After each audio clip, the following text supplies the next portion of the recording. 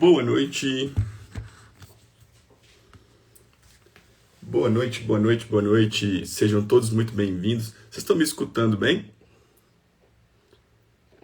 Deixa eu só colocar esse. Boa noite.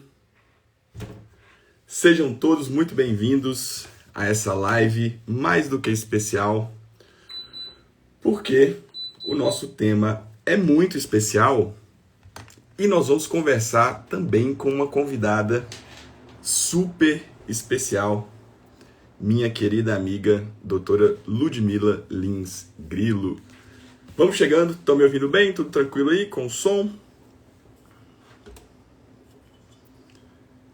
Isso, áudio ok? Boa noite, vamos ver aqui. Nossa querida Ludmila. Gente, vamos ver. Boa noite, Olá, boa noite, tudo bem? tudo tranquilo, Ludmila. Seja muito bem-vinda. Estou muito Obrigada feliz aí, aqui de obrigada ter pelo essa. convite. Que isso, a honra é nossa. Fico muito feliz de você ter aceitado aqui estar com a gente, porque nós vamos falar de um tema que eu acredito que tem tudo a ver com você e com a sua história, com tudo que está acontecendo, né, atualmente, que é justamente o tema da personalidade, né? Então, Ludmila, seja muito bem-vinda. Eu queria te pedir que, por favor, se apresentasse aí para o meu público, porventura, se tiver alguém que não conhece o seu trabalho e agora vai ficar conhecendo.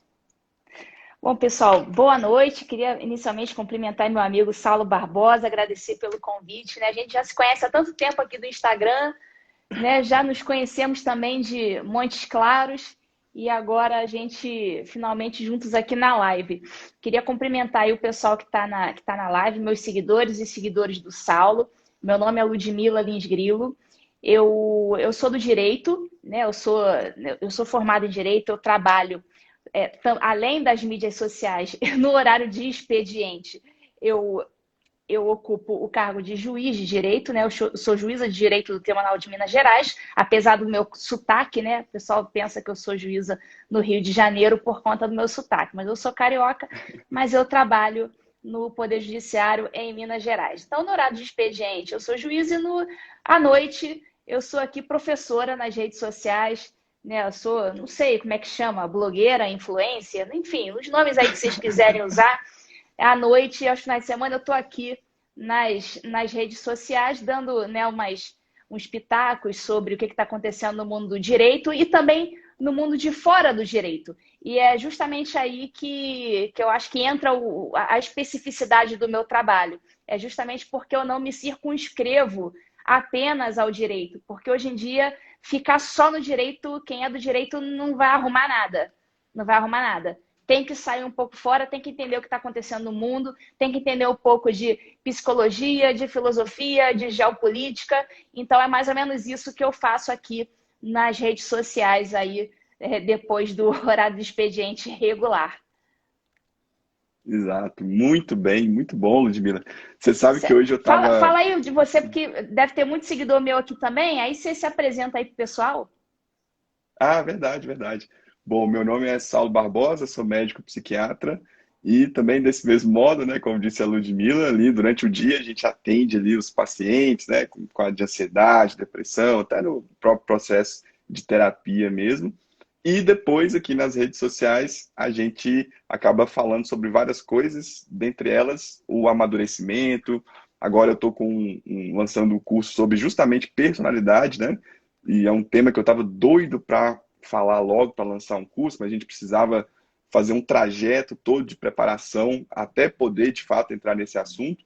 Então, eu tenho aí também esse trabalho aqui nas redes sociais, que a gente tem tocado aí nos pontos, né, de amadurecimento, de contato com a realidade, sabe, Ludmila? Porque atualmente a gente vê, enfim, no âmbito aí da saúde mental, que é uma área que, enfim, nos últimos meses, nos últimos 2 anos, né, aí, já de pandemia, é algo que tem comprometido bastante aí a saúde dos brasileiros, enfim, das pessoas do mundo inteiro, né?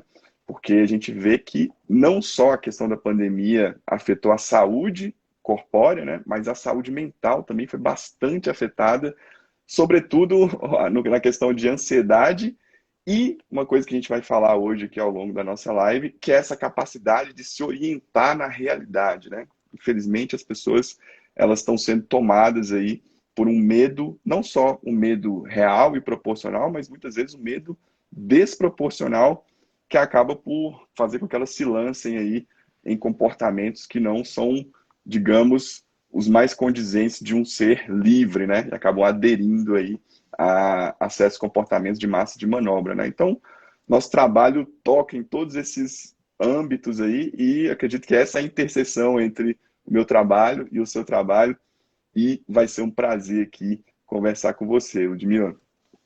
Eu queria começar aqui te fazendo um comentário que hoje mais cedo, quando eu estava almoçando com a Luna e eu falei, né, que ia ter a live aqui hoje com você, ela me contou que lá já tem um tempo, eu acho, que um post seu viralizou, né, em que você contava um pouquinho da sua história, né? E ela falou que ela e uma grande amiga nossa chamada Daniele, elas contaram a respeito desse seu post.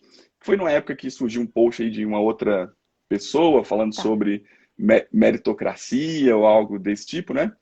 E aí você contou um pouquinho da sua história, né? Porque às vezes o pessoal olha para você, assim, né, juíza hoje, famosa e tudo, e aí acha assim, nossa, a trajetória dela deve ter sido muito fácil, né? Ela deve ter nascido em berço de ouro, e aí até chegar no cargo de juiz ali, foi tudo um mar de rosas, assim, uma abertura da vida para que você pudesse passar desfilando.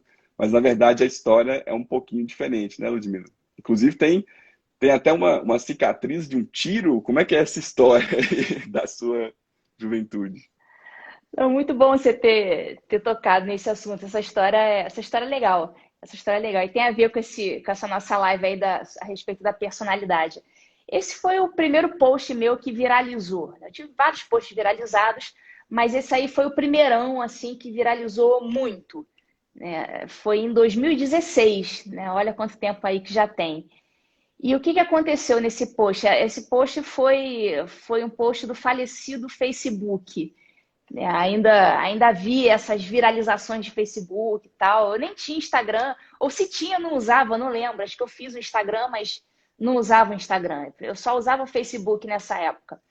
Então, isso foi 2016, em que uma juíza, né, daquele estilo, né, progressista, tal, feminista, aquele estilo que a gente já sabe, né? Uma juíza lá do Paraná, ela fez uma publicação super mega viralizante, em que ela dizia que ela tinha se tornado juíza, tinha tido sucesso na vida, porque ela, primeiro, nasceu branca. Acho que o post dela, inclusive, começa com essa frase: nasci branca, né? Porque ela nasceu branca, ela teve estudo, ela teve curso, ela teve, né, toda aquela estrutura para que ela prosperasse na vida. Então, ela faz ali uma espécie de uma meia-culpa. Ah, tudo bem, eu sou juíza, mas eu sou juíza porque eu nasci branca, porque eu tive estudo, eu tive escola, eu tive curso de inglês, eu tive aquela coisa toda. Mais ou menos isso. E aquele post dela viralizou, tá, todo mundo aplaudiu. Nossa, mas que pessoa humilde, né? Que bom que ela reconhece que ela só é juíza porque ela teve tudo na vida, aquela coisa toda foi super aplaudida. Eu fiquei lendo aquele negócio, eu falei, peraí, imagina uma pessoa que não seja branca, que não tenha muito acesso ao estudo, não tenha escola boa. Imagina essa pessoa lendo esse post.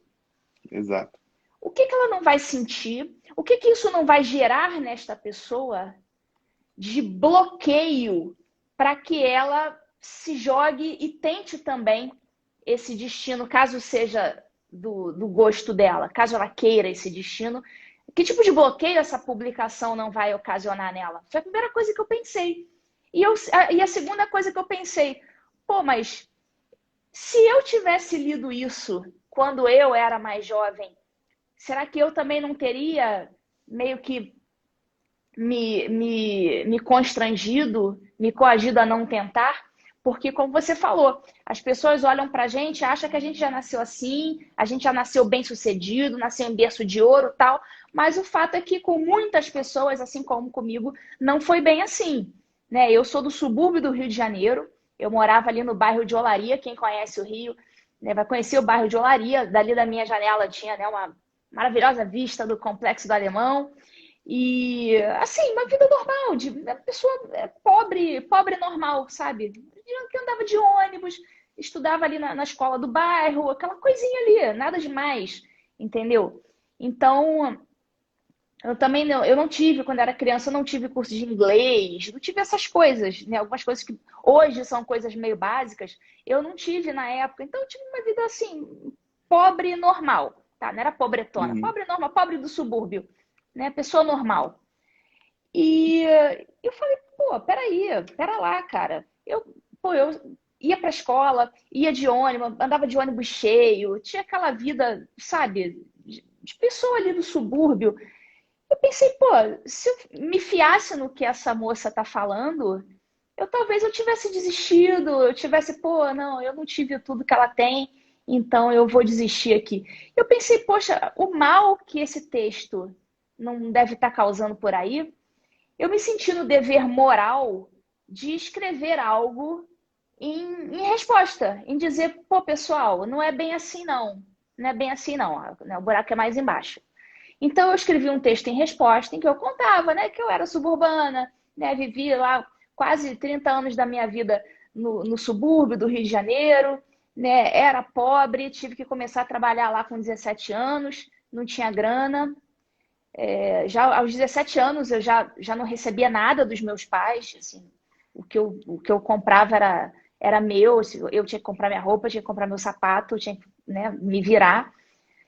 E eu só morava com eles, mas eu já pagava assim as minhas próprias contas, entendeu? Já não tinha mesada, nada disso. Então, tive essa vida assim. A história do tiro foi aos 11 anos. Como eu morava em região conflagrada, ali naquela região ali do subúrbio do Rio, Olaria, Penha, Ramos, Bom Sucesso, né, Complexo do Alemão, vivia tendo tiroteio, vivia tendo tiroteio. Não, pessoal, eu não sou de Minas Gerais, tá? O pessoal falando aí nos comentários, eu não sou de Minas Gerais, eu só trabalho em Minas, mas eu sou do Rio de Janeiro, tá certo? Então, era tiroteio o dia inteiro, e uma vez eu estava na escola, né, na hora do recreio, lá brincando com uma bolinha de ping-pong, fui abaixar para pegar a bolinha e vi minha perna toda ensanguentada. Eu nem senti nada, não senti dor nenhuma. Eu só olhei para baixo e vi minha perna sangrando, sangrando muito, assim, jorrando sangue. Falei, caramba. Aí eu olhei, né, joguei a bolinha longe. Aí eu vi que tinha um projétil, uma bala encravada. Ela não entrou toda na minha perna, ela ficou um pedaço para fora, assim, encravado. Então, acho que ela já devia estar meio fraca, devia estar vindo de longe, Uhum. né? A bala perdida vinda de longe. Ela encravou. Aí eu enfiei o dedo assim e arranquei a bala, joguei no chão. Pois é, 11 anos de idade. Eu arranquei, né? Criança. Arranquei, joguei no chão, fui pro banheiro, lavei com sabão e tal. Enquanto isso, chegou a tiazinha, né, da merenda, sabe aquela tiazinha da merenda? Ela olhou assim, começou a gritar, viu aquele sangue jorrando. Eu falei, não, não, tia, tá tudo certo, eu já lavei aqui. Foi um tiro. Foi aquele desespero, acho que eu era a mais tranquila de todo mundo.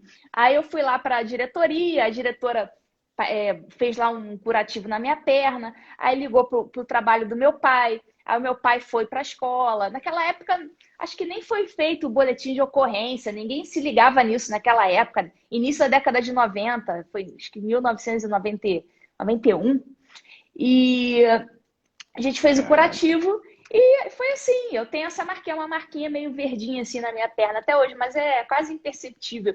E assim, no dia seguinte eu era o fenômeno da escola. Ah, você conhece a menina que tomou o tiro? Conhece a menina que tomou o tiro e tal? Assim, nem liguei, sabe? Nem liguei. A vida seguiu. Não fiquei me fiando nisso pra, meu Deus do céu, tomei um tiro, eu sou uma pessoa injustiçada. Não, eu nem liguei. No dia seguinte eu já tinha esquecido isso, sabe? E a vida segue. Então, quando eu escrevi esse texto, eu comecei a receber assim, olha, foi na casa das milhares de mensagens do pessoal dizendo, olha, se não fosse eu ter lido o teu texto, eu acho que sei lá, eu tinha desistido, porque eu estou fazendo faculdade de Direito, né? Eu não sou branco, eu sou pobre eu não tive nada daquilo que aquela moça teve, mas eu tô aqui firme e forte. E o texto dela me desmotivou, e o teu fez justamente o contrário. Fez reacender aquela chama da esperança, tipo, eu também posso. E eu termino o texto, não lembro as Nossa, palavras exatas, mas eu acho que eu termino o texto falando alguma coisa assim, você também pode, alguma coisa assim. E realmente, você também pode. Então, não deixa ninguém te dizer que por ela ter tido privilégios, tal, ter tido uma vida boa, você não pode, ou vai ser muito mais difícil. Pode até ser mais difícil, tá? Pode até ser mais difícil a tua trajetória, e provavelmente até vai ser, mas isso não significa que você tenha que desistir, não. Então, foi isso que aconteceu. Essa postagem viralizou também, aí muita gente começou a me seguir naquela época, foi isso. nossa, sensacional essa história, né? E você narrando aqui, eu prestei muita atenção aqui no modo como você colocou e contou essa história, Ludmila, que é uma das principais características que a gente observa numa personalidade, é a motivação por trás dos atos, né? Se a gente conseguir pegar a trajetória de alguém, assim, como se fosse uma narrativa, uma biografia, né?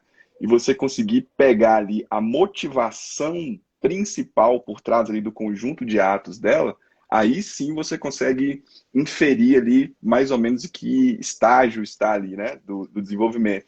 Mas quando você falou a motivação que te fez escrever o texto, nitidamente você estava preocupado com um bem objetivo e real, né? E que baseado na empatia, inclusive, né? O que eu sentiria se eu tivesse lido esse texto lá quando eu estava pensando em ser juíza? Poxa, eu me sentiria desmotivada a continuar tentando, né? E se a gente puder pensar a respeito da motivação do outro texto, da outra juíza, a gente pode pensar o seguinte: bom, ela está jogando o olho das pessoas não para uma capacidade que as pessoas podem ter ou uma determinação que as pessoas podem ter, né, uma autodeterminação, mas ela está jogando o olho das pessoas para um fato não, uma ideia da realidade, uma leitura da realidade em que o indivíduo sozinho, se ele se motivar e se ele buscar o esforço, ele não vai conseguir. Então é necessário que uma força maior, a força do Estado, tenha que agir para conseguir que os seus sonhos se realizem, né? Então, qual é o efeito daquele outro texto? Olha, nós vamos precisar de uma massa, uma força superior, que no caso seria o Estado, para que algumas pessoas consigam realizar os sonhos delas. Então, o objetivo do outro texto é empurrar as pessoas para um certo comportamento de vamos acumular o poder na mão de um partido ou na mão de um Estado para que o mundo seja melhor, para que o mundo seja um lugar de faz de conta onde todo mundo vai ser feliz, porque nós vamos meio que pegar uma ideia e fazer com que a realidade se conforme a essa ideia, né? E já o seu ponto de vista é diametralmente oposto, né? O seu ponto de vista é, olha, o mundo não é perfeito, inclusive você pode tomar um tiro estando na escola brincando aos 11 anos, mas você não vai focar a sua história nesse ponto. Você vai simplesmente ali fazer o curativo ali, ser atendida, no outro dia você vai voltar para a escola, vai continuar estudando e vai ir em busca daquilo que você acredita, que você deseja para si, né? Então, hoje em dia a gente vê muito isso, né? Ou seja, a pessoa, no caso dela, ela escreve um texto buscando aí o que a gente chama das curtidas, né? Ela está querendo lacrar, ela tá querendo ser considerada assim a pessoa mais humana de todas, né? E olha o efeito real da ação dela. É desumanizar as pessoas. E isso que eu acho mais impressionante, assim, né? Quando você vai colocando a força, né, num estado gigantesco, gigantesco, que vai ter uma força praticamente ilimitada, você diminui a força do indivíduo real e concreto, né? A pessoa concreta, aquele indivíduo que você pensou quando você escreveu o seu texto, ele vai ficando diminuto e uma outra força, né, que é o Estado, começa a ficar gigantesco e acaba por oprimir o indivíduo, como a gente viu ao longo do século XX inteiro. O século XX foi uma coleção de acontecimentos desse tipo, mas parece que o homem moderno ele tende a não aprender muito com a história, né? Ele tende a ignorar esses fatos passados e nessa espécie de wishful thinking, né, de pensamento mágico, ele acha que ele pode transformar o mundo num lugar mágico e maravilhoso em que a vida vai ser um mar de rosas, né? Mas que interessante isso. E me Eu queria conta uma coisa. só antes da Hum, gente pular para o próximo assunto, só fazer umas considerações em cima do que você falou agora.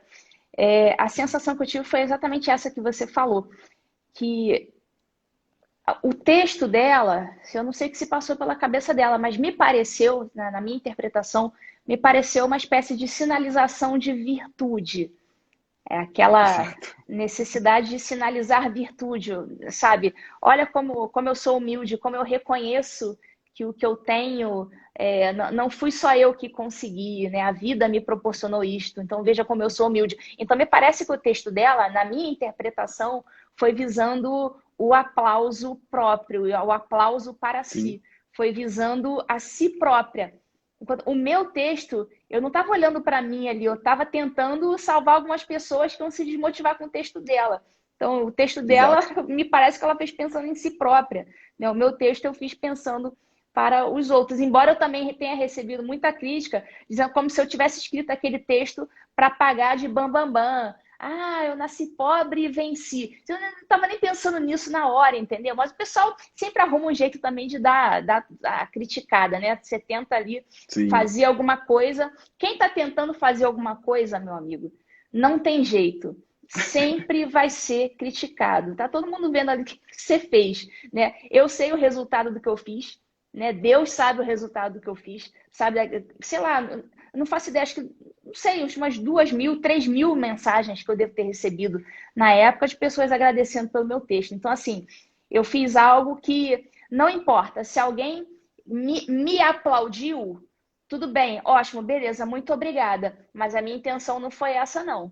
A minha intenção exato. foi o que eu consegui gerar naquelas 2, 3.000 pessoas que me escreveram depois no inbox. Aquilo ali, para mim, é o resultado, é o que eu levo dessa vida. Então, foi isso aí Sim. que eu notei. Foi Até isso aí que eu porque, né, notei. Ludmila, assim, a gente vê que todos aqueles que se posicionam em opiniões impopulares, por exemplo, todas as opiniões não progressistas hoje elas vão ser massacradas, né? E aí, dependendo do meio que você tá, isso pode ser mais ou menos presente, né? Então, no meio jurídico, depois que eu fui descobrir isso, eu não sabia disso, né? Mas o meio jurídico, ele é muito marcado, né? Pelo positivismo, também pelas ideias progressistas, né? Agora, o meio da psicologia é mais marcada ainda, né? Assim, uma coisa impressionante, assim. Eu tenho, por exemplo, alunas psicólogas, né, que já me disseram que elas queriam fazer a TCC, né, ali o trabalho de conclusão de curso, numa linha que não é popular no ensino superior brasileiro aqui, que é a logoterapia, né, que é aquela terapia baseada na busca do sentido da vida, criada pelo Viktor Frankl, que foi um psiquiatra austríaco, passou pelos campos de concentração, acredito que você conheça, né, Uhum, o trabalho sim. dele. E aí ela falou assim, olha, eu quero fazer sobre isso daqui. E aí o professor falou, se for sobre isso aí, você não vai passar. E aí nisso eles vão reproduzindo os mesmos temas de sempre, as mesmas linhas de sempre, né? E aí um local que supostamente deveria ter uma diversidade, né, de ideias e o embate saudável das ideias, o confronto das ideias, acaba se tornando uma massa unificada ali de pensamento. E aí o bem objetivo, que seria o cuidado com o paciente, isso que a gente acabou de falar aqui, né? Eu me preocupei com o outro. Não estava preocupando comigo, eu estava preocupado com o bem objetivo para o outro. Isso vai ficando em segundo plano, em favor ali de uma ideologia, em favor de uma permanência em cargos públicos, né? E por aí vai, enfim. Mas claramente, assim, quando a gente vê você narrando a sua história, claramente, até o modo de narrar você percebe na pessoa, assim, né? E o texto dela também é possível você perceber essa sinalização de virtude, que inclusive ela surge muito do abandono do bem objetivo clássico, né? Que são as religiões, né? Por isso que a ideologia ela surge como uma religião moderna, né? A política também é alçada a essa posição de religião moderna, e aí essa sinalização de virtude acaba que, para esses jovens que não têm a religião, acaba sendo um escape que eles encontram para mostrar que eles são boas pessoas, né? Só que aí eles estão focados no sentimento deles, ou seja, o que eu vou sentir quando todo mundo me aplaudir e quando eu escrever esse texto, ao contrário de pensar num bem objetivo mesmo. O que a pessoa que lê o texto, que estiver naquela situação... Porque, na verdade, sabe o que aconteceu? Muito provavelmente, pessoas que não estavam nessa situação, né, de estar buscando ali para ser uma juíza, estar lá em más condições ou condições mais difíceis, essas pessoas ficariam desmotivadas ao ler aquele texto. Mas pessoas de classe social elevada, talvez, né, enfim, o famoso socialista de iPhone, ele vai aplaudir o texto dela. E a pessoa real, concreta, que está lá lutando para conseguir alguma coisa na vida, ele vai ficar desmotivado. Então, isso é que é engraçado, assim, né? Você consegue o aplauso de uma determinada parcela que não precisa daquele incentivo. E já a pessoa que precisa do incentivo, ela fica pelo contrário, ela fica desmotivada, né? E você sabe que eu fiz residência no Rio, né? Eu fiz Aham. psiquiatria lá na UFRJ, que era o campus de Botafogo. E é um campus muito bonito, inclusive, fica ali perto da Praia Vermelha e tal. Mas é uma região de classe muito elevada aí no Rio, né? Que é ali Botafogo, Flamengo, Copacabana, né, e tal. E eu estudava lá, tudo bem, né? Tava lá. E eu sou aqui de Minas Gerais, eu sou do interior. Então, assim, a gente tem um viés mais tradicional, digamos assim, né? Mais vida real. Eu cresci na fazenda, contato direto com pessoas de carne e osso, pessoas normais, como você disse, né? Pessoas, às vezes, mais de condição financeira mais baixa, mas, assim, pessoas normais. Igual você falou, eu gostei muito que você falou assim, não, a pessoa era pobre, normal, assim, né? Uma pessoa do dia a dia. Então, eu tenho essa familiaridade, assim, né, com essas pessoas. E aí eu fui lá estudar lá no campus. E aí você já pode imaginar o tipo de pessoas que eu encontrei lá, nos colegas ali do campus, né? Ele era o campus que tinha psiquiatria, psicologia, ciências sociais. Então, assim, até o chão do campus era relativo, né? Você pisava, nem o chão era firme e estável lá naquele campus. Mas teve uma Isso coisa é simbólico, interessante. hein? Isso é bem simbólico, né? Nem o chão era estável. Não, lá tudo era relativo. E eu peguei uma fase lá que foi a eleição da prefeitura do Rio, se eu não me engano, que no segundo turno ficou Freixo versus Crivella, se não me engano. E aí eu tava lá, e aí o pessoal ia com o bottom do Freixo, claro, né? O FRJ inteira, Freixo, né, em peso. E aí eu via alguns colegas, algumas pessoas ali das ciências sociais falando, né?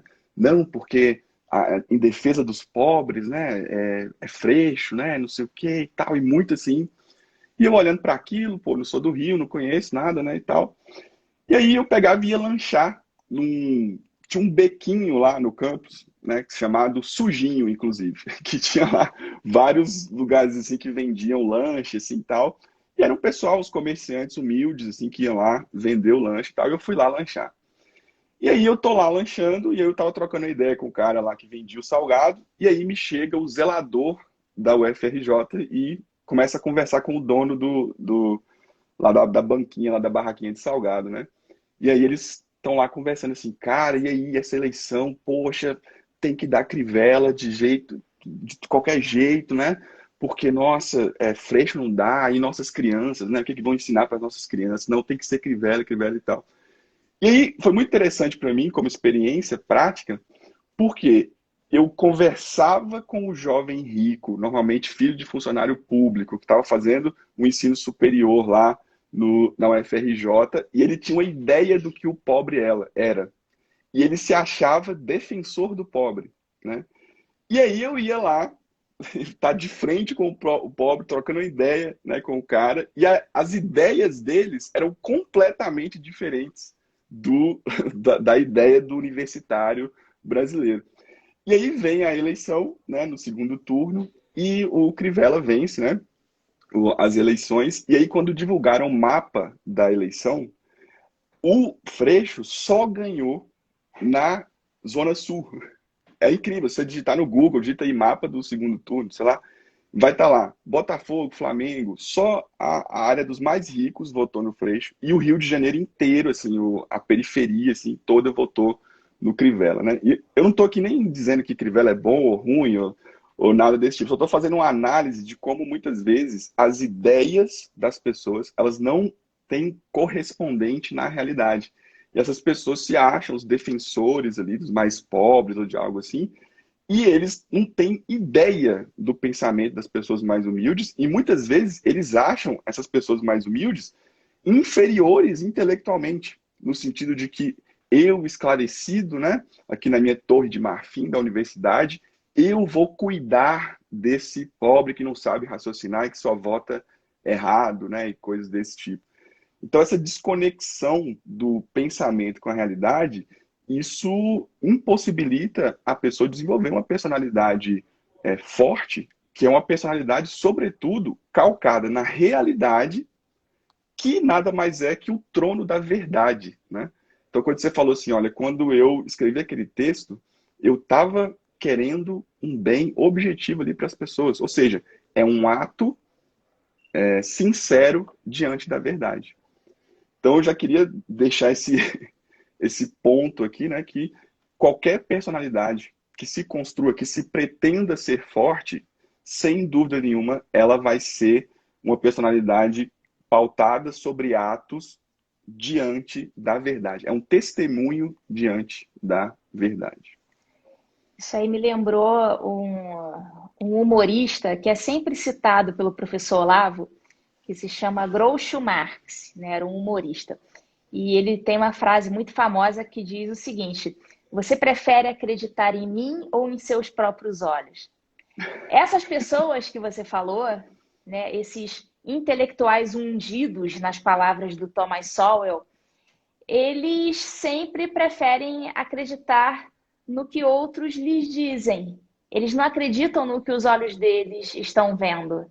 Então, são pessoas facilmente manipuladas. E a realidade pode se impor ali na frente dele, debaixo do nariz dele, que ele vai recusar a realidade e ele vai preferir a ideia dele, que ele considera mais limpinha, mais cheirosa, mais polida. Então, essas pessoas não estão interessadas em realidade, né? Como diz naquela frase atribuída ao Hegel, se a realidade não está de acordo com as minhas ideias, não, se os fatos não estão de acordo com as minhas ideias, pior para os fatos. Essas pessoas são assim. Então, Sim. elas formam. Por isso que é o nome ideologia, né? E ideologia tem a ver, né, com as ideias, as coisas que estão no mundo das ideias, no mundo das abstrações, não estão necessariamente linkadas com o mundo dos fatos. Então, daí os ideólogos, eles pensam nesse mundo melhor, esse mundo melhor que nunca aconteceu, esse mundo melhor que existe apenas na cabeça deles. Então, eles acham que a ideologia de gênero, isso é maravilhoso. Isso nunca ocorreu, isso é alguma coisa que surgiu na cabeça deles.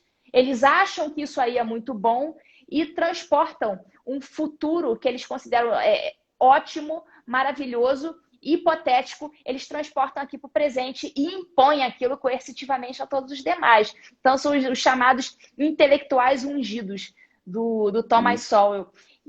Ou intelectuais iluminados, né, como queiram chamar. Você estava falando da questão da ausência da transcendência, da ausência Uhum. de Deus naquele texto da outra juíza. E você vê realmente, a gente que vive essa questão da transcendência, a gente que é cristão, a gente percebe essas coisas com muita facilidade, com muita nitidez. Né? Quem não vive muito isso, até sabe, mas não consegue perceber com a mesma perspicácia que a gente percebe. Isso é muito fácil da gente Ludmila, perceber. deixa eu só fazer um parênteses bem um instante assim, em relação a isso. Tinha uma menina lá naquele campus que ela tinha uma tatuagem que eu nunca esqueci. A tatuagem dela era assim, era a palavra amém, amém. Aí embaixo tinha assim, sem acento para amar mais. Ou seja, fazendo uma crítica ao amém religioso, né? Então, sem acento para amar mais. É terrível isso. Certamente é da trupe aí da Pombinha da Paz, né? Deve cantar Imagine pro assaltante, né? Deve abraçar a árvore, né? Deve ser desse tipo aí, deve pintar a unha de branco, para protestar pela paz no mundo. Deve ser desse tipo de pessoa, né? E essas pessoas excluem Deus, assim, das suas vidas, assim, com uma naturalidade, com uma afetação de superioridade, né? Algo realmente que impressiona. E ali você vê claramente a ausência de Deus, você vê muito claramente a ausência de Deus, e você falando da questão do cancelamento, né? Que as pessoas me cancelam e tudo mais. Tudo. A questão é a seguinte: quando você faz as coisas visando lá a outra vida, a que realmente interessa, a vida eterna, aquilo que vai vir depois da nossa morte, porque isso aqui é tudo uma ilusão, isso aqui daqui a pouco está acabando. Tá? Se o pessoal tava discutindo Exato. aí a respeito da minha idade, eu sei que vocês pensam, eu sei que vocês pensam que eu tenho menos, mas enfim, eu tenho 41 anos, tá? Pasmem, excelências, pasmem, eu tenho 41 anos, e aí a pessoa fica no maior debate para querer saber quantos anos eu tenho, como se isso fosse algo que eu escondesse. Tem até lá no meu feed, eu boto lá, na verdade, nos 41, eu postei um texto que eu escrevi aos 40 e esqueci de postar. Aí, para não perder, eu escrevi o texto aos 40, quando eu fiz 40. Eu esqueci de postar, passou o tempo. Aí, quando eu fiz 41, eu falei, pô, aquele texto maneiro, eu não postei. Falei, bom, vou aproveitar que só passou um ano e vou postar o texto dos 40. Então, assim, isso não é segredo. Então, nem lembro porque eu entrei nesse assunto aí da idade, mas enfim. Do Ah, sim, cancelamento que você fala. a questão aí da vida eterna, e a gente passa a vida inteira, esse pessoal que não tem Deus, eles passam a vida inteira pensando nas recompensas que eles vão receber nesta vida, porque esta vida de agora terrena é a única que eles conhecem. Então, Sim, eles ficam buscando o quê? Desesperadamente. Aplausos, reconhecimento das pessoas, riquezas, essas coisas. Porque para eles é só isso aqui, para eles morreu, acabou. Para eles morreu, acabou. Então, quando você tem a tua mente na vida eterna, tem a tua mente lá no juízo final, pô, morri, pô, vou ser julgado. E agora sim, assim, a partir do momento que você morre, ali vai vir um baita julgamento, meu amigo. Te prepare, vai vir um baita julgamento. E é neste julgamento que nós, os cristãos, estamos interessados ou deveríamos estar interessados. Então, quem vive muito isso e vive isso diariamente, a gente tem isso muito forte, então as pessoas não entendem certos comportamentos nossos. As pessoas não entendem. exato. Ah, como que você aguenta ser cancelado o tempo inteiro? Como que você aguenta ser desprezada pelos seus colegas, pelos seus pares? Como que você aguenta? Porque eu simplesmente não estou interessada nisso. Eu estou interessada lá. No dia do meu julgamento, eu quero ter menos contas a prestar. Assim, eu estou simplesmente lutando desesperadamente pela minha salvação. É quase que um movimento egoístico. As pessoas não compreendem quando você faz essas coisas. Então, quando você tem a mente lá para o futuro que vai vir depois da sua morte, que é a vida real, ali você ganha a verdadeira dimensão das coisas. Então, você passa a simplesmente desprezar a tua, por exemplo, a tua reputação. Você acha que eu estou Sim. preocupada agora com o que vão falar de mim? Ah, mas aí você vai queimar a tua reputação. O lance da biografia, lembra? Ah, porque eu tenho uma biografia a zelar. Ele, Dane-se a ele biografia. conseguiu. Ele foi tão espetacular que, assim, ele querendo preservar a biografia dele, ele se queimou com os dois lados. Foi impressionante, assim, em uma semana. Bicho. Não, e biografia é até uma palavra legal, uma palavra bonita, biografia, né? A gente tenta, né, ter uma boa biografia e tal. Mas assim, a verdade é essa. Quem não está se importando muito com o mundo de agora, se importa mais com o mundo, né, posterior, com o mundo real, o mundo da transcendência. Tipo, dane-se a tua biografia. Tu vai ter que fazer o que é certo. Quer dizer, tu vai fazer o que é errado só para os teus pares te aplaudirem. Verdade, você vai conseguir recompensas, mas a tua recompensa é desse mundo aqui. Sabe o que você vai levar? Você vai manter o seu carguinho, você vai manter o seu teto solar, você vai manter o teu Nespresso descafeinado, você vai manter a tua viagem para Disney, você vai manter a tua roupa de marca. É isso aí que você vai manter. A tua bolsa, cara, você vai manter a sua bolsa. Essa vai ser a tua recompensa que você vai receber na tua vida. E somente esta Se isso é o suficiente para você, boa sorte depois que você morrer, meu amigo. Boa sorte, porque você vai precisar. Então, a partir do momento que você esquece de você, tipo, dane-se. Ah, o antagonista vai te cancelar. Problema é deles. Ah, o Estadão vai falar mal de você. Ah, a Folha de São Paulo vai botar a tua cara lá e vai te chamar de negacionista. Dane-se, meu amigo. A minha reputação já não está mais em questão. Isso não é mais uma questão para mim. Vocês estão entendendo? Isso é questão de quarta camada. Tá? Os quarta camadistas, e o Exato. Saulo é que vai saber explicar isso melhor para vocês. Quarta Tá no camadista, curso, inclusive. tá no curso? Aí, aproveita aí, já manda aí o link para a galera, tá? Façam o curso do Saulo. Eles vão explicar para vocês lá a quarta camada da personalidade. Né? O sujeito que está lá super desesperado em ser aplaudido, em ser querido, em ter o aconchego dos seus pares, porque se ele não tiver o aconchego, ele morre. É o homem massa do Ortega y Gasset. É o cara que não tem mais a Perfeito. sua individualidade, ele não tem mais a sua personalidade. Ele já se perdeu ali numa massa. Ele não é mais, por exemplo, ele não é mais o juiz. Ele já se perdeu ali, ele é mais um ali numa massa de magistrados, na massa da magistratura. Ele perdeu a individualidade dele. É o sujeito, por exemplo, o psicólogo que não tem coragem de questionar aquelas determinações do Conselho Regional de Psicologia e fica ali, ele sabe que aquilo está errado, mas ele tem medinho do que o colega vai falar, aí ele se cala. Então ele não o José, não é a Maria psicóloga, é um psicólogo no mar de psicólogos que, né, abaixa a cabeça para tudo o que o conselho está falando. O Conselho Regional de Medicina está fazendo algumas coisinhas por aí também que eu sei, né, tentando calar uns médicos que estão ali tentando trabalhar, né, que têm os seus conhecimentos sobre as coisas, que têm os seus posicionamentos e estão tentando ali fechar a boca desses caras. Então, ali, quando você se cala para esse tipo de coisa, você é só mais um CRM mesmo. Você não tem uma personalidade sólida, Exato. constituída. Né? Aí tem aquela famosa frase, né? A maior força, né, do mundo é a força da personalidade. Né? O que Do você gancho. vai levar desse mundo, né, para depois da sua morte? Né? Quem é você? Na hora do teu leito de morte, você vai pensar e vai se arrepender de ter sido simplesmente um homem massa, de ter sido simplesmente um número de CPF no meio de um universo de CPFs. Você não foi ninguém, você foi uma criatura que foi dragada ali num mar de mediocridade. Você deixou para trás tudo que você poderia ter sido e não foi, né? Por medo de perder algumas coisinhas ali materiais na tua vida. Então, isso está acontecendo. Não, eu não me circunscrevo nem só a uma categoria profissional, não.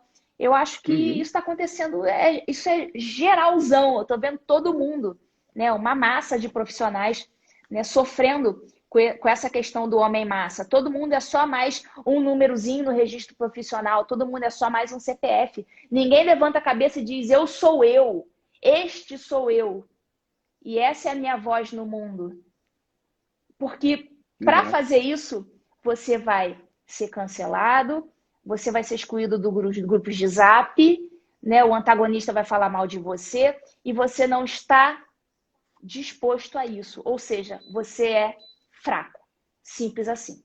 Então, é isso que eu digo para quem me acompanha. Você é fraco se você não suporta este tipo de pressão, porque no século XXI, essa vai ser a habilidade dos profissionais que vão sobreviver daqui para frente. A Perfeito. capacidade de suportar pressões. Se você não suporta pressão e você toma uma decisão em desacordo com o que você acredita, em desacordo com o que você é, em desacordo com a verdade, já era, você é um mau profissional. Você, além de ser um mau Exato. profissional, você é uma má pessoa e você vai responder por esses atos. E não vai ser perante um juiz da justiça dos homens, não. Né? O bicho vai pregar para o seu lado. Então, eu sempre digo, se você recebeu muito de Deus, aquela velha frase, né? A quem muito foi dado, muito será Muito será cobrado. cobrado. Muito será Exato. cobrado. Então, se Exato. você tem aí um alto posto, se você é uma alta autoridade, muito será cobrado, e as tuas omissões, muito lhe serão cobradas. Né? O Exato. omisso, ele vai, né, tem um círculo do inferno especialmente reservado para os omissos, né? Então, Exato. é algo assim, E pior ainda para os traidores, viu? É bom a gente lembrar isso também. os traidores. O círculo é o pior, é dos traidores. É os que, diante da verdade, eles viram a cara como se não tivessem, como se não soubessem o que é a verdade, né? Ô, Ludmila, e você sabe que isso aí aconteceu comigo também, porque eu fiz, então, residência lá no UFRJ, né? E aí muito rapidamente, no primeiro ano eu já entendi. Eu falei, cara, eu preciso de mais conhecimento do que só remédio, né, na psiquiatria, para atender as pessoas. Aí eu fui fazer lá o tal do optativo de psicanálise freudiana lá no UFRJ. Fiquei um ano fazendo esse optativo, vi aquelas ideias ali de Freud, né? Não, o centro da personalidade humana são os desejos do inconsciente, né? Libido e tudo mais. Eu falei, cara, não é possível que isso aqui é o melhor que existe para ajudar as pessoas, né? Então, de uma dúvida sincera, porque eu poderia fingir que o rei não estava nu, né? Eu poderia pegar ali umas frases de Freud, né? E utilizar ali, parecendo um intelectual e tal. Mas aí eu resolvi mandar uma dúvida para um indivíduo que é uma presença na minha vida, né? Perguntando se era isso mesmo, ou se não tinha uma coisa melhor para ajudar as pessoas, né? E era um veterano lá da FRJ, que era o senhor Ítalo Marcilli, né? E aí eu mandei uma mensagem pro Ítalo, falei, Ítalo, pelo amor de Deus, isso aqui é a melhor coisa que existe de psicoterapia. E essa mensagem, essa dúvida sincera, essa confissão de ignorância, né? Falar que o rei não estava nu e pedir auxílio para alguém que sabe muito mais do que eu, foi o que me salvou, na verdade, né? Ele me mandou a mensagem, eu lembro até hoje, nem tinha Instagram, não tinha nada. E ele falou: não, cara, é isso aqui, ó, a base antropológica é isso aqui, ó, Aristóteles, São Tomás de Aquino, não sei o quê, ó, tem as 12 camadas aqui, ó, tudo isso aqui e tal. Me passou o caminho das pedras, eu não era ninguém, eu não era nada pro Ítalo, ele não tinha vantagem nenhuma em me falar isso. E ele simplesmente me direcionou desse modo. E aí o resto é história, né? Mas olha que coisa. Eram 15 residentes por ano, são 3 anos. Pelo menos 40 e tantas pessoas passaram ali pelo Ítalo. E quantos deles tiveram coragem de reconhecer no Ítalo a verdade e ir por essa linha, né? Que eu saiba, né? No caso eu. Não sei de outros colegas, porque justamente nós não somos bem vistos, né? O Ítalo não é bem visto lá entre os psiquiatras, né, e tudo mais. Eu também não sou bem visto, eu acho, né? Sei lá também, igual como você disse, né? Eu não tô Dane-se, nem aí, dane-se, dane-se. eu não tô interessado na opinião dos meus pares, né, sobre o que eu faço. Eu tento, falho muitas vezes, mas eu tento agir diante da verdade.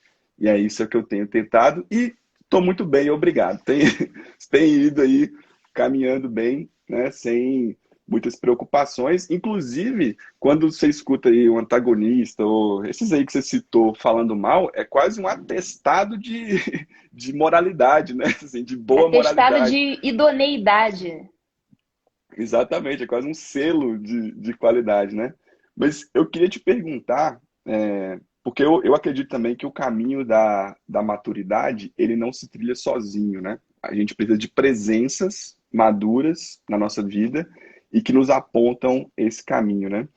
E como eu citei aqui uma que foi para mim muito importante, que foi o Ítalo, eu queria saber de você, assim, um nome, assim, de uma pessoa na sua vida, ao longo da sua caminhada, que você acredita que foi esse farol assim pessoal e que te ajudou a ter essa personalidade forte que você tem. Essa é a pergunta mais fácil do mundo. E acho que todo mundo que me segue já meio que sabe a resposta, né? Porque eu cito, sei lá, em quase todos os stories aí que eu falo, que eu faço, ele é citado, em todos os textos que eu escrevo, ele é citado. Enfim, acho que já, as pessoas já estão até respondendo aí no, no chat. Né? É óbvio que a principal referência que eu tenho em matéria de, né, não só de intelecto, mas que me abriu também o farol para a minha vida espiritual, foi o professor Olavo de Carvalho. Então, é outro aí que eu acho que é o maior exemplo de sujeito cancelado, acho que é o maior cancelado do Brasil, na minha opinião, é o professor Olavo de Carvalho, cancelado por pessoas que nunca leram uma linha do que ele escreve, a não ser as coisas que ele escreve lá no Facebook, e aquele Olavo que fala palavrão no Facebook, aquela coisa toda, aquele é o Olavo do Facebook. Quem só conhece o Olavo por aquilo ali, não conhece o Olavo de Carvalho. Não conhece o Olavo de Exato. Carvalho. Então, façam o curso online de filosofia, o COF. Então, eu comecei a conhecer o professor Olavo justamente quando eu passei na magistratura. O pessoal acha que eu já conhecia antes, mas não. Então, daí, isso aí vai, assunto para outra live. Conheci. Como eu trabalhava o dia inteiro e só tinha à noite, aos finais de semana para estudar, então o tempo que eu tinha para estudar para o concurso tinha que ser dedicado ao direito. Então aquilo me fazia muito mal. Eu sabia que eu tinha um mundo de conhecimento que me escapava, mas se eu largasse o direito e fosse estudar outras coisas, não passaria no concurso. Então eu falei, bom, eu vou pagar o preço da ignorância, eu vou ficar só estudando direito durante um bom tempo até passar e depois eu vou abrir o leque. Então, assim que eu passei no concurso, foi em novembro de 2012. No dia do resultado, eu falei: agora eu vou ficar um tempo sem ler direito. Eu vou ler outras coisas, porque eu sou uma ignorante em todo o resto. Então, eu fiz o caminho inverso da maior parte das pessoas que passam nesse tipo de concurso. Geralmente, a pessoa passa nesse tipo de concurso e fica se achando o sabichão, né? Eu sou o gostosão intelectual. Eu fiz o caminho inverso. Ali eu reconheci a minha ignorância. Eu vi que a única coisa que eu estava sabendo, mais ou menos, razoavelmente, era direito e que eu era uma ignorante em tudo mais. Então eu falei, olha, agora eu vou ficar um bom tempo só lendo outras coisas, né? Já passei no concurso, tal, vou ler outras coisas. Umas 2 ou 3 semanas depois, eu não lembro, eu cheguei ao professor Olavo, porque justamente eu comecei a estudar outras coisas. Eu comecei a ler política, filosofia, pererê, psicologia, cheguei no Olavo. Aí li um texto, li dois, li três, eu falei, peraí, para tudo, eu não estava sabendo de nada. Ali, ali eu vi que tinha um mundo, assim, um universo que me escapava, né? O que o professor Olavo chama de horizonte de consciência. O meu horizonte de Uhum. consciência era muito reduzido. E ali eu vi que havia um universo que eu não conhecia. Eu falei, peraí, parou tudo. Então, esses últimos anos, eu passei apenas fazendo isso, estudando essas outras coisas, né? Tinha uma atualização no direito, eu me atualizava no direito e ia ao mesmo tempo, né, tentando me equilibrar ali no tempo, estudando as outras coisas e cheguei até aqui. E eu cheguei a essa conclusão, né? Depois desses 8, quase 9 anos estudando as coisas do Olavo, eu vi, poxa, tem coisas aí que o pessoal do direito precisava saber, mas que as faculdades não Ah, entregam, sim.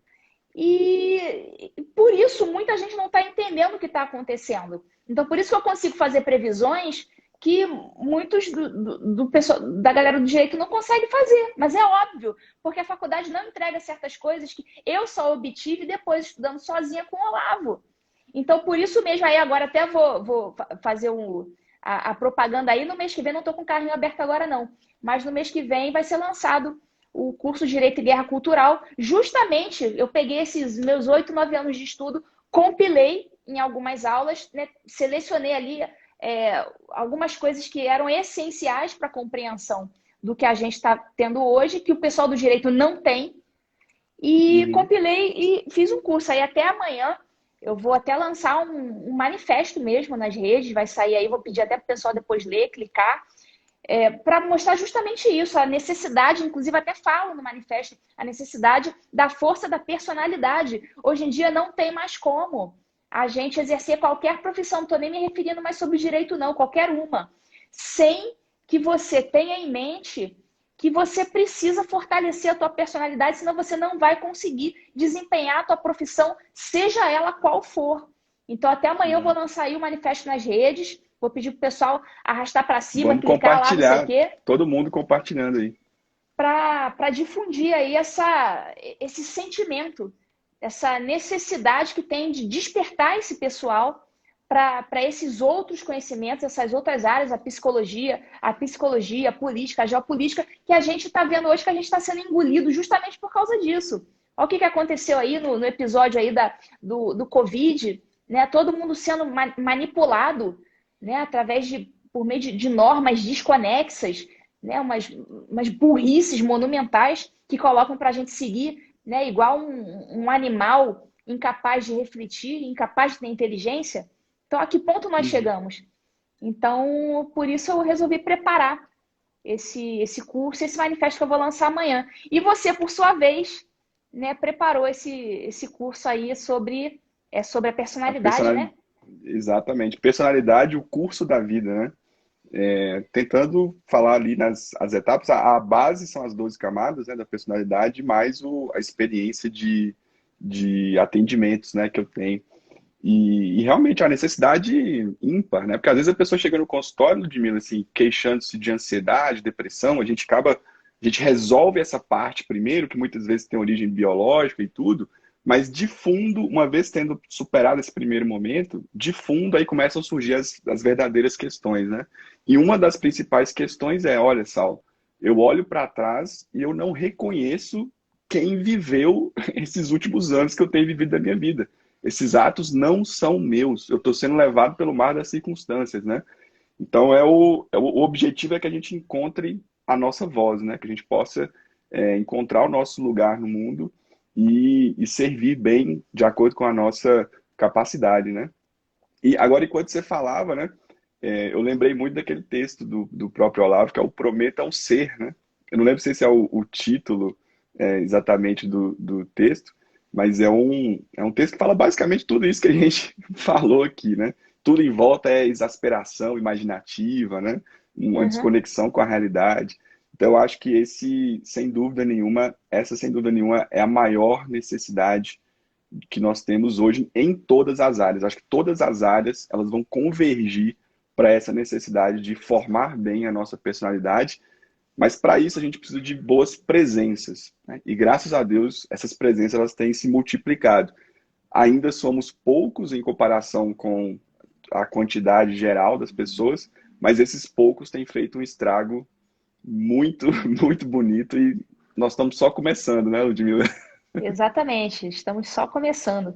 E a gente tem aquela síndrome do vira-lata do brasileiro, mas eu acho que o Brasil está dando um show assim em matéria de despertar moral e espiritual, né? Muito mais Eu do que os também acho. países da Europa. Então, o brasileiro está tendo um baita despertar. Baita despertar. Quem sabe aqui a gente vai ser um exemplo para o mundo. Existe essa Com certeza. possibilidade. Com certeza. E você é um dos luminares aí, com certeza, aqui no Brasil. Ludmila, eu queria te agradecer, né? Te agradecer muito a sua presença aqui hoje. O pessoal adorou a live. E fica aqui o meu agradecimento e o convite para outras oportunidades de a gente conseguir trocar uma ideia e contar essas outras histórias que ficaram faltando, tá certo? Ah, Mas se muito Deus quiser obrigado aí pela aqui, sua presença. que não falta é assunto. Se deixar, você vê que aí passou uma hora de live e a gente nem sentiu. Exatamente, Agradeço exatamente. aí o teu convite. Depois a gente marca outras. O que não falta aqui é assunto. Adorei também. Tá ótimo. Um abração para todo mundo aí que acompanhou a gente até agora. Uma boa noite e até a próxima. Tchau, tchau.